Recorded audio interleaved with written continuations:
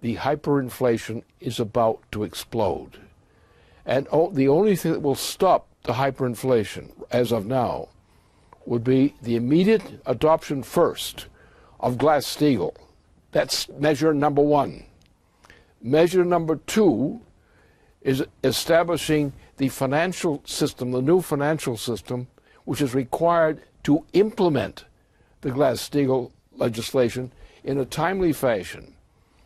And thirdly is to incorporate in the same package a program which is not only NWAPA, the greatest project that was ever undertaken by any part of the world today, was NWAPA. So the three things are, first of all, Glass-Steagall in the original Roosevelt form must be implemented now, preferably this week, this coming week. That should be the urgency. That's the first order of business which must be addressed. Because if we don't do this, we're on the verge of a hyperinflationary explosion. And once it starts, it won't stop. So if you want to save the United States now and save civilization, you adopt NWAPA in the United States. This week, LaRouche PAC is on a full mobilization to push the three-point program as the one and only legislative agenda for the incoming Congress. Thanks to all the support and contributions we've received throughout this holiday period, we've created a field of potential in Washington, D.C. and elsewhere that we can now tap into and take even a greater advantage of. Be it on the issue of Benghazi, the economic collapse, hyperinflation, or the war threat, our leadership role in providing a clear vision of the future and the means to attain it is now increasingly a unifying force among varying factions. So your contribution is vital. Break your own profile and contribute more than you've ever done before to help us escalate our fight and preempt an incoming Congress with the policy platform. On December 30th and 31st, LPAC organizers deployed to Capitol Hill, saturating the city with the new leaflet, the three-point plan that Congress must enact now, and intersected about 60 congressmen personally on the three-point program. Many members of Congress whom we spoke with were particularly interested in the idea of an orderly bankruptcy of a system which everybody knows is getting more and more difficult to pretend it is still solvent. Our presence is crucial. Look at how the pressure on Obama is not only being maintained throughout this period, but is escalating, thanks to the saturation of the LPAC fact sheet on Benghazi and our tenacious fight for Obama's impeachment. LPAC fact sheet we've provided to members of Congress contains more details and information on the Obama administration's alliance with Al-Qaeda than the State Department's Accountability Review Board report released on December 19th, or just released Senate Homeland Security Committee report on Benghazi. Anybody who is following this closely knows this is just the beginning. Following the congressional hearing on Benghazi on December 20th, and Senator McCain and Graham's press conference on Benghazi the next day, two high-ranking members of the Senate, Senator Graham and Feinstein, came out on national TV and demanded that Hillary Clinton testify on Benghazi before the Senate begins confirmation hearings to replace Clinton with Senator Kerry as Secretary of State. Aside from Obama, Hillary Clinton is the most qualified person to testify on Benghazi. However, if those leading this investigation want to get to the core of the issue, the investigation must follow the lead former Senator Bob Graham gave, ironically on the day of 9/11/2012 attacks, that the network involved in the original 9/11 were most likely still active, and until the role of the Saudi financing of terrorist networks worldwide is revealed, the United States and the world are not guaranteed that another 9/11 will not happen.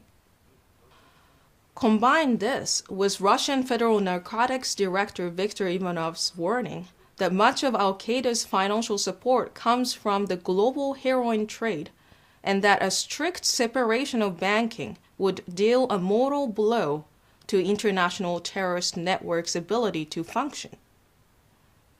With this in mind, LPAC's mobilization for Glass-Steagall becomes a strategic game changer instead of just a financial reform. Now, on the war front, there's also a reverberating effect of our mobilization. The coverage of Walter Jones' press conference on HCR 107 is spreading across a broad spectrum of media outlets, regardless of usual denominations such as liberal or conservative, left or right.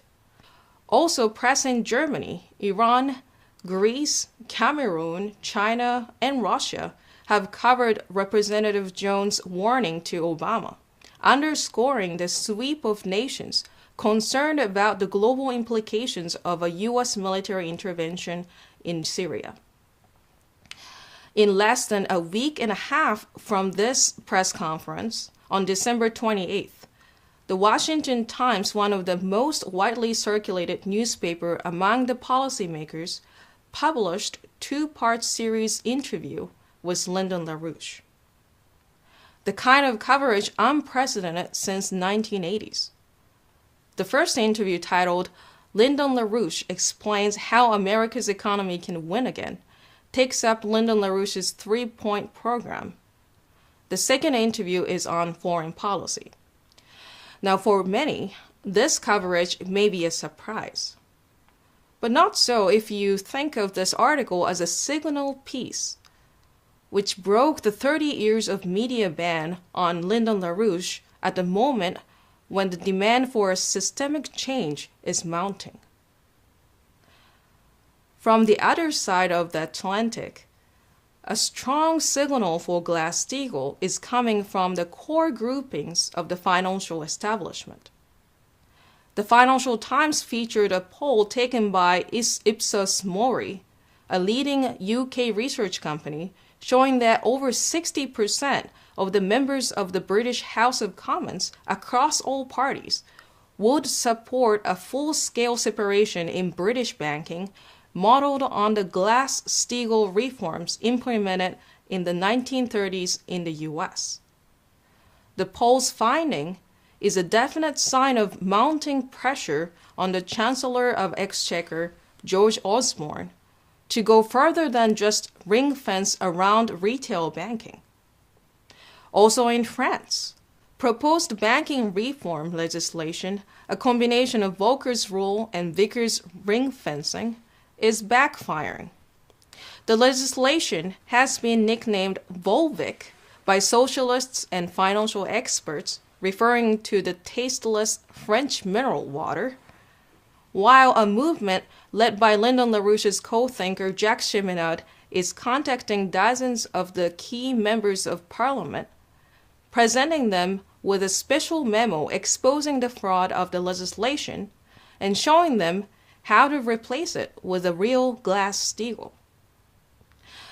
In Germany, the long-standing taboo was broken when the leading voice of the market, Börsenzeitung, issued an editorial titled, "Monetary Policy Creates the Risk of Hyperinflation." The use of the much prohibited word hyperinflation is simply a shock for many. But in fact, for years, Helge Sepp LaRouche's Büsel party in Germany has been attacked by exactly the same financial experts who claimed that use of word hyperinflation and invoking of that image today will trigger the financial crash itself. But now, they've completely turned around. Now, looking at the situation where the oracle of the German stock exchange warning of hyperinflation, or British Commons ready to take not a haircut, but a complete cremation of their own system. Some may say that these people are intelligent human beings.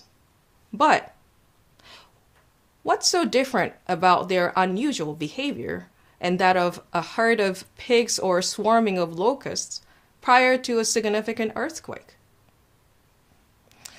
Not much. Animals and unfortunates are always caught by surprise, since they do not understand the principle that generates effects that they experience or sense. If there's a principle that generates the future, it is completely unknown to them. Their fate, therefore, is absolutely dependent upon the leadership that discovers the governing principle and, on that basis, organize the society in an anticipation of that future. Reflecting on the decades of work and discoveries in the field of physical economy by Lyndon LaRouche, our 3-point program provides a conception of the future toward which our nation can once again be united. And if you want us to be in DC providing this crucial leadership for our nation, contribute today. As George Washington did in the crossing of the Delaware, we've opened up, through a tough winter campaign, a potential to be exploited. So let us now win.